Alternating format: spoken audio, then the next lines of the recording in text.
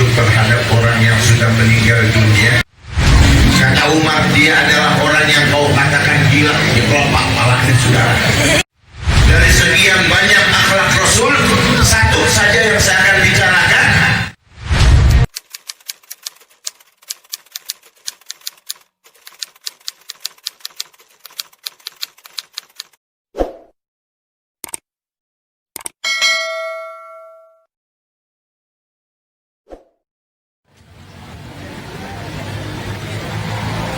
Assalamualaikum warahmatullahi wabarakatuh.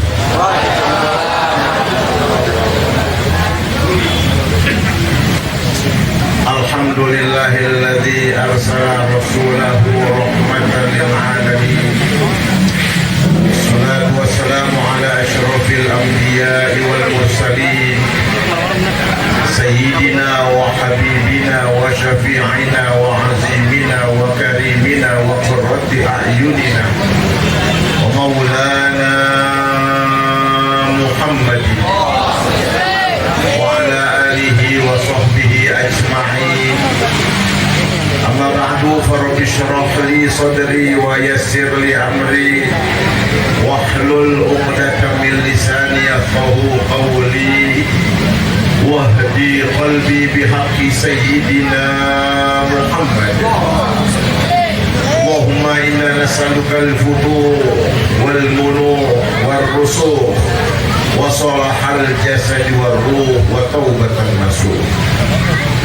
Hadratil ulama'il kiram, para asatiz, para hujjaj, segenap tokoh masyarakat, sesepuh binin sepuh yang saya muliakan, yang mohon maaf tidak dapat saya sebutkan namanya satu persatu karena banyaknya, namun tidak mengurangi rasa hormat dan takzim saya terhadap beliau-beliau dengan iringan doa.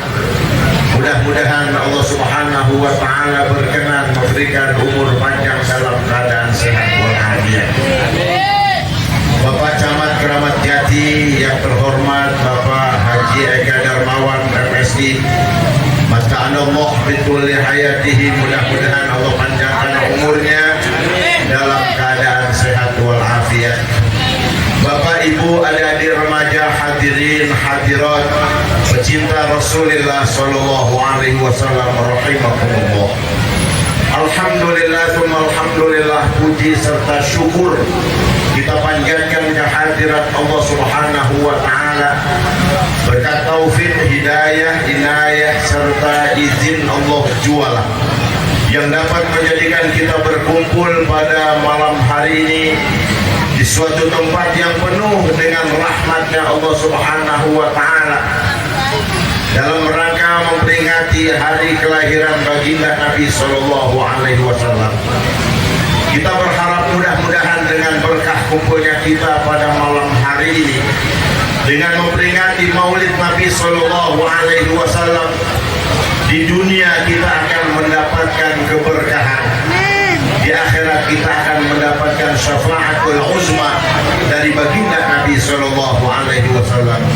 Semoga selawat serta salam tetap tercurahkan kepada beliau, amin ya rabbal alamin. Bapak Ibu saudara hadirin hadirat rahimakumullah, manusia yang kita peringati maulidnya pada malam hari ini adalah manusia besar yang dibesar-besarkan oleh Yang Maha Besar, Allah Subhanahu wa Ta'ala. Di dunia ini banyak kita kenal orang besar, banyak kita dengar orang besar, tapi sayang, seribu kali sayang, yang membesar-besarkan manusia juga.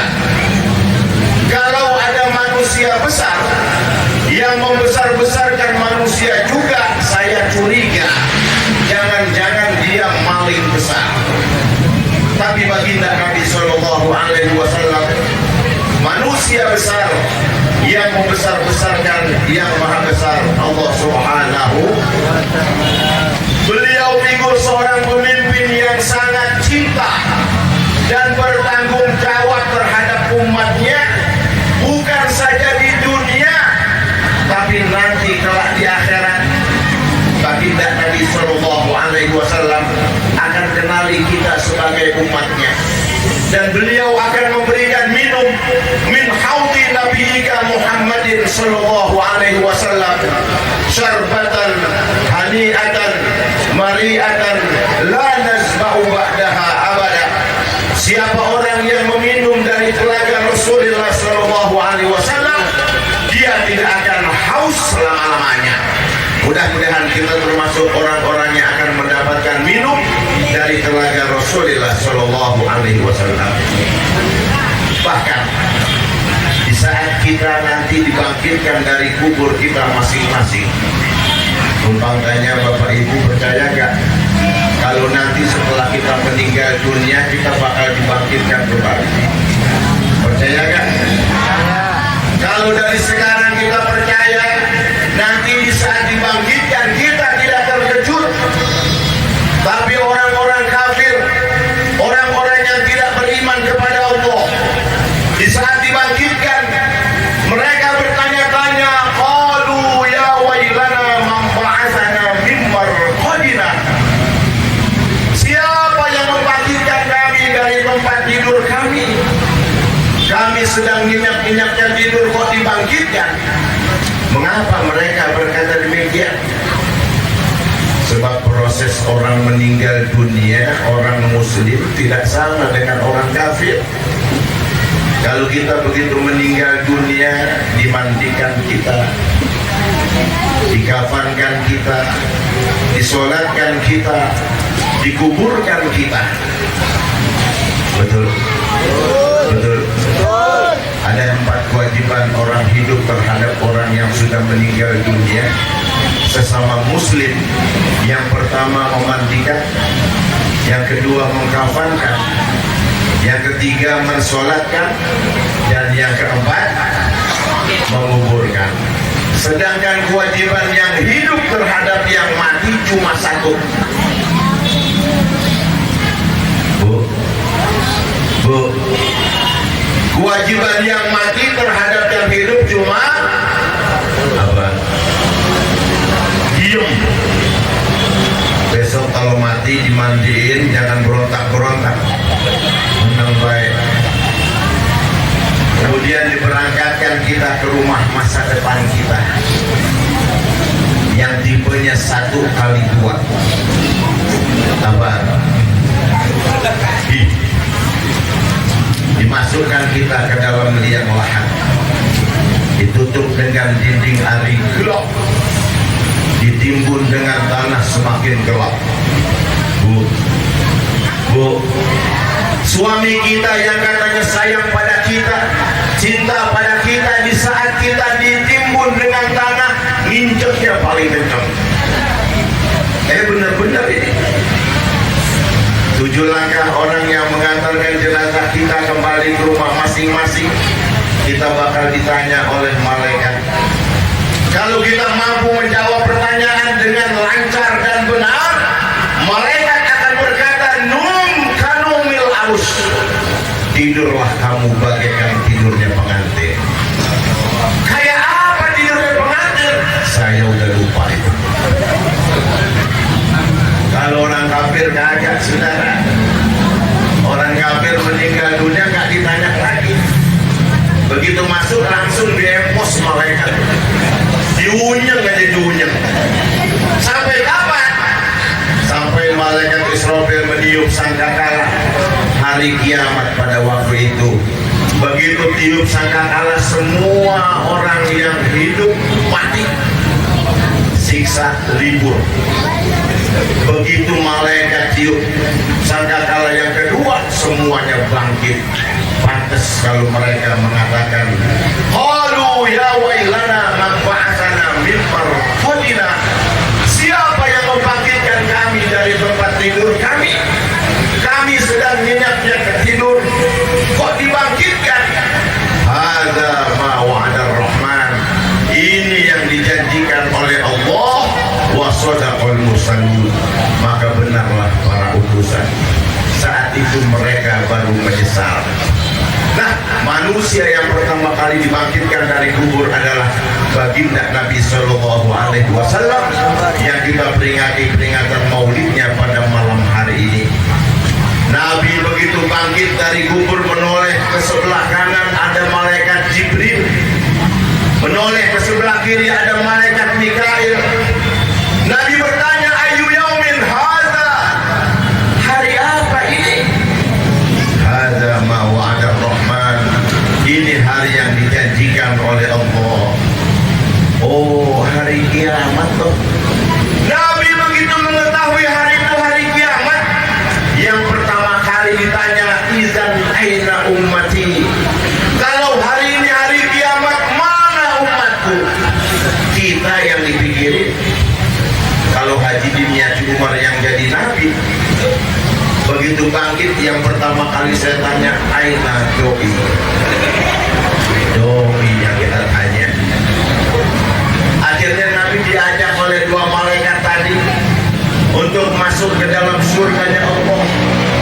Nabi lihat surga begitu mewah, surga begitu indah, bidadari surga semuanya cantik. Tidak ada satu bidadari pun yang jerawatan, apalagi yang panoan, kagak ada. Tapi apa yang terjadi, Bu? Apa yang terjadi, Pak? Nabi minta keluar dari surga yang mewah dan indah. Dan ini pula yang membuat malaikat bertanya-tanya, apakah surga kurang mewah untukmu? Bidadari surga kurang cantik untukmu? Sejenak Nabi terdiam, kemudian berkata, iya ya, saya enak-enakan di DPR. Di DPR, di surga, menikmati fasilitas surga, bergaul dengan bidadari surga. Wa kaifa ummati, bagaimana umatku? Kita yang dipikirin. Akhirnya Nabi keluar dari surga untuk menyaksikan kita di umatnya yang akan berjumpa di Siratal Mustaqim, sebuah jembatan yang dilukiskan tajam bagaikan pedang, halus bagaikan rambut dibelah 7, yang setiap insan manusia pasti akan melintas di atasnya tergantung amal ibadahnya. Ada yang melintas kalbar laksana kilat, baru mentuk kakinya wus sudah sampai di ujung sana, lebih cepat daripada Jupiter MP. Ada yang geremet sampai juga, ada yang baru nginjak kepleset langsung masuk ke neraka. Belakangan rombongan dari kecamatan Kramat Jati, begitu masuk jembatan goyang ke jembatan, yang badannya gendut jerit-jerit. Apa Nabi cuma sekedar nonton? Tidak. Nabi angkat tangan beliau tinggi-tinggi mohon kepada Allah, Allahumma sallim ummati, ya Allah, selamatkan umatku. Itulah manusia yang kita peringati peringatan maulidnya pada malam hari ini. Akhlak beliau luar biasa, kesabarannya tidak ada yang menandingi. Kalau saja ada manusia sabar di dunia ini, tidak mengalahkan kesabaran Rasulullah Shallallahu Alaihi Wasallam. Betapa tidak, tapi kalau pergi ke masjid, ada di sebuah gang yang selalu diludahi kepala Nabi. Nabi lewat, tahu-tahu pluk, Nabi nengok ke atas, lagi nyengir orangnya. Besok lewat diludahin lagi, besok lewat diludahin lagi, besok lewat tidak ada orang yang meludahi kepala Nabi Sallallahu Alaihi Wasallam. Nabi tanya, mana langganan saya? Langganan apa ya Rasul? Langganan yang suka meludahi kepala saya. Huwa maridun ya Rasulullah, dia sakit ya Rasulullah. Bu, numpang tanya, kalau ada orang jahat banget pada kita, sentimen banget kepada kita, tiba-tiba kita dengar orang itu sakit, kita bilang apa? Hah? Mampus lo. Nabi tidak. Nabi pulang ke rumah, Nabi bawa makanan, Nabi bawa buahan, Nabi jenguk. Begitu Nabi di hadapannya, gemetar orang ini ketakutan. Disangkanya Nabi Nabi mau membalas dendam, tapi setelah Nabi mengatakan aku datang untuk menjengukmu, aku dengar kau dalam keadaan sakit. Nangis orang ini. Muhammad, teman-temanku yang biasa berbuat jahat kepadamu, hingga detik ini tidak ada dari mereka satupun yang datang menjengukku di saat aku sakit. Tapi engkau orang yang kubenci, engkau orang yang kuzalimi, engkau manusia pertama yang datang menjengukku. Asyhadu an la ilaha illallah wa asyhadu annaka Rasulullah. Masuk Islam. Masuk Islam. Masya Allah, karena kesabaran Nabi. Bahkan pernah Nabi lewat di sebuah perempatan jalan, ada orang buta yang dipekerjakan oleh Abu Jahal. Abu Jahal yang kagak-kagak aja, orang buta suruh kerja. Kerjanya ngapain? Cuma duduk di bangku sambil teriak-teriakan, Muhammad Majnun, Muhammad Majnun, Muhammad gila, Muhammad gila. Satu waktu Nabi lewat di perempatan jalan, ada yang mengatakan Muhammad Majnun. Nabi senyum. Nabi pulang ke rumah, Nabi ambil roti, ambil marah kambing, ambil susu. Nabi datang lagi, orang buta masih tetap Muhammad Majnun, Muhammad Majnun. Nabi colek, makan dulu. Disuapi roti dengan penuh kasih sayang, diberi minum susu dengan lemah lembut. Bukan sekali Nabi lakukan, lama ini Nabi lakukan. Satu hari Nabi berhalangan, Nabi minta Umar ibn Khattab untuk melaksanakan tugas ini. Ya Umar, labbaik ya Rasulullah, biasanya jam sekian saya ada tugas memberi makan orang buta di perempatan jalan sana. Besok saya berhalangan, maukah kau menggantikan tugasku? Siap ya Rasul. Umar pikir suruh ngapain kali. Begitu datang ke perempatan, ada orang buta teriak-teriakan Muhammad Majnun, Muhammad Majnun. Umar wajahnya merah, dia hunuskan pedang, hampir saja dia tebas di leher orang buta kalau tidak ingat perintah Rasulullah Shallallahu Alaihi Wasallam. Akhirnya dilaksanakan, tapi memberi makannya tidak dengan kasih sayang, main dicolin aja. Belum habis dicolin lagi, belum habis dicolin lagi. Beri minum susu nggak lemah lembut, main gerojokin aja saudara. Hidung tuh susu. Teriak orang buta, siapa sih ini? Anak Umar ibn Khattab. Mana orang yang biasa memberi aku makan dengan penuh kasih sayang, memberi minum dengan lemah lembut? Siapa dia? Kata Umar, dia adalah orang yang kau katakan gila. Dikelopak palanya saudara. Nangis, minta ketemu dengan Nabi saat itu juga. Di hadapan Nabi, orang ini berikrar, asyhadu an la ilaha illallah wa asyhadu annaka Rasulullah. Aku bersaksi bahwasanya tidak ada Tuhan selain Allah, dan aku bersaksi bahwasanya engkau adalah Rasulullah. Masuk Islam.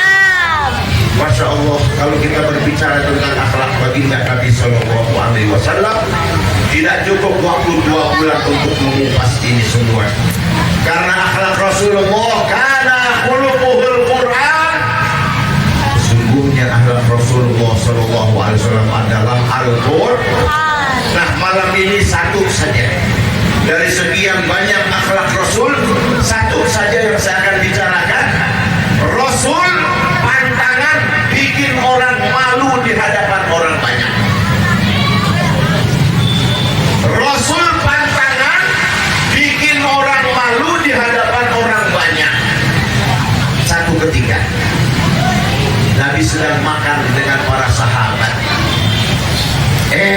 Ada sahabat yang terpasang kentut. Tidak ada suaranya, tapi baunya. Sahabat tengok. Brengseknya lagi makan sama Nabi, pakai jangan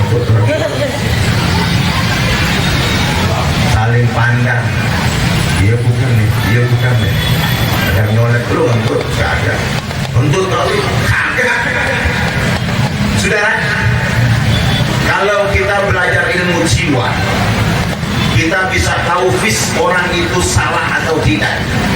Nabi pandangi satu-satu sahabat. Nabi lihat sahabat yang satu ini pucat dia punya wajahnya. Tidak lama datang waktu sholat, Nabi perintahkan azan. Nabi lirik lagi nih sahabat dan dicurigai, makin biru mukanya. Wah, dia nggak salah lagi. Sahabat tidak ada yang keluar dari majelis. Umumnya sahabat itu tidak batal wudhu, karenanya tidak ada yang keluar. Kalau yang ngentut keluar sendirian ketahuan. Selesai azan, Nabi suruh qomat. Wah, bikin gemeternya orang. Nabi qomat sholat. Nabi lirik lagi, wah bener dia nih. Nih lihat akhlak Rasul.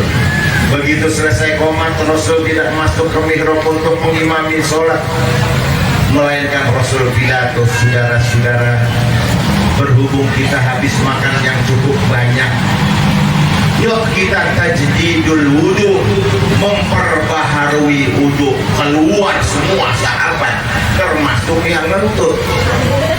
Ketahuan nggak? Ketahuan nggak?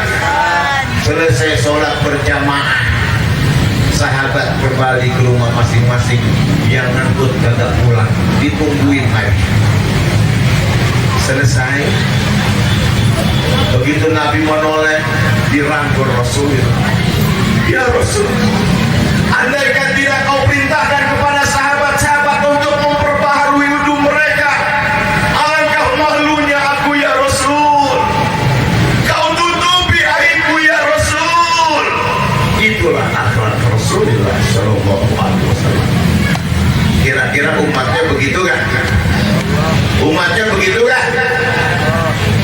Kalau kita kan kagak. Terjadi di sebuah angkot Keramat Jati. Udah penumpangnya padat, jalannya macet, mobil kagak ada AC-nya, pakai ada yang ngentut lagi. Yang paling kesel banget supir, brengseknya udah macet, ada yang ngentut lagi. Begitu sampai PGC kan pada bayar tuh, supir pengen tahu yang ngentut siapa, teriak supir,